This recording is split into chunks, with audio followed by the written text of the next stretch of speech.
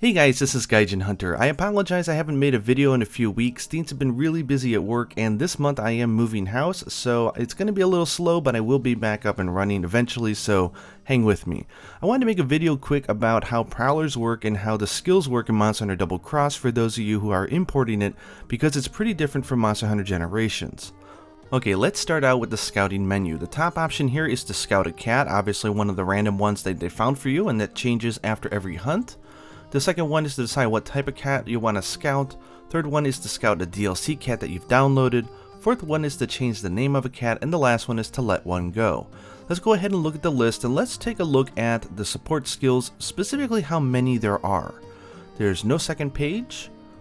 Next cat has 1 on the second page, 2 on the second page, 1, none, and a whole bunch, 4. So what gives? Why is there such a big difference in how many skills that a cat has? Well, this has to do with how they changed the system in Monster Hunter Double Cross. I have a link in the description down below for the full resolution of this one-page guide, but this is an English translation I did for the official manga artist for Monster Hunter, who is a huge Prowler player and kindly put together a nice one-page guide. Now look on the upper right here and you'll see that there are 7 patterns of cats that you can get. This is set when you scout a cat and you cannot change it later. The concept is super simple. If you look over here, every cat has 2 set support skills. This has to do with what type of cat they are. And every cat, regardless of their type, comes with Petite Barrel and Herb Horn. Beyond that though, it all has to do with which pattern of a cat you are. Let's say it's an A, B, B, C cat, it'll have 1 random A skill, 2 random B skills, and 1 random C skill. What they are is totally random. Now the same thing goes for the passive group. We have 2 set skills, and then the rest of them have to do with your pattern group. So if you look on the left here, you can see how all the different skills are grouped into patterns. I'm hoping that these icons help for some of you who do not understand Japanese. I think you'll be able to recognize and learn these pretty easily. However, I do recognize that the passive group would be a little bit hard, so I'll make sure to include the Japanese version of this image in the description down below. Now in Monster Hunter Generations, you had to scout a cat that had the random skills that you want, but in this game you don't. You just have to decide what is the pattern type you want, what skills you want to teach it, and then just find that. So it's actually very easy to find your ideal cat.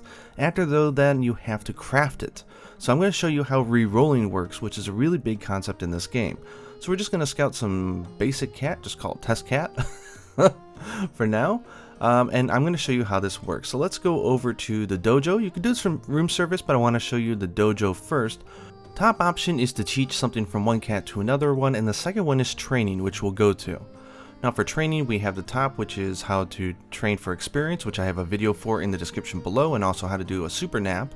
We have changing the target if you want it as an AI Palico, and then this fourth option is what we want, which is changing support or passive skills. Let's go ahead and find the cat called Test Cat. Boop, boop, boop, boop, boop, boop, boop, boop. Okay, there he is.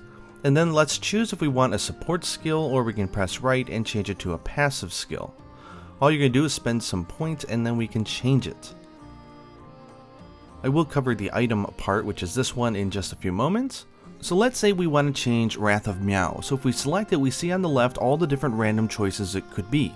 This is from that image earlier which showed the support group type A. So this applies for all the different groups. You can re-roll it, which is basically to say it'll randomly select another one from that group. Let's say, for example, I go into its passive skills and I notice it has health up small, and I'm not a very big fan of it. I'd rather have something more like Biodoctor or Anti-Tremor or something like that that is from the same group. Go ahead and select it and it will randomly shuffle it after the next hunt. Of course, if you're already at the end game and you have the ability to purchase Kelby horns and deliver them, I've covered this in my past videos, but this is definitely the fastest method. Go ahead and deliver your horns and you're ready to find out what you got. Okay, let's find out what we got. I'm going to show you how to navigate it using the room service menu because this is definitely the most convenient way to do it. The top option, this is the dojo right here, the third option. So let's go through these really quick. The top option here is Monster Hunters, the Trader, the Dojo, the Melding for making charms, change your room service character, the gallery, and then the DLC menu. So you want the third option, which is the dojo, and you'll notice it's now become a new skill, which is Affinity Up S, which is actually a really good skill. So we did pretty good. Now doing this over and over and over again is really time consuming. Luckily there's a way to get around this. If you are HR 9 or above, there is a quest that they have in the DLC menu for Gyakuten Saiban, which is Ace Attorney, which is really easy to clear, and it gives you a special book item which allows you to choose which skill you're going to get so it's not random.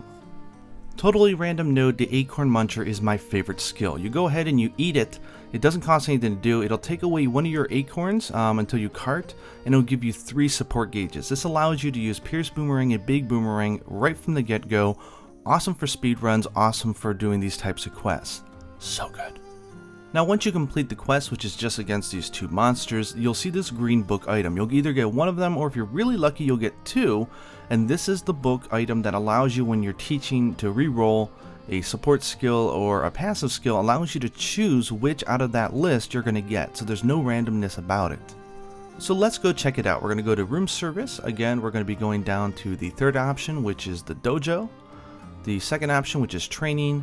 Then we're going to go down to the 4th, which is change support skill or passive skill. Choose our test cat here. Where is it? There it is. And that's support skill. This is passive skill.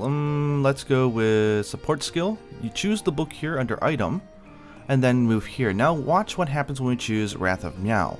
If we press the A button, it now gives us a cursor into the list of the random ones we can get, and we can specifically choose exactly which one we want to re-roll for.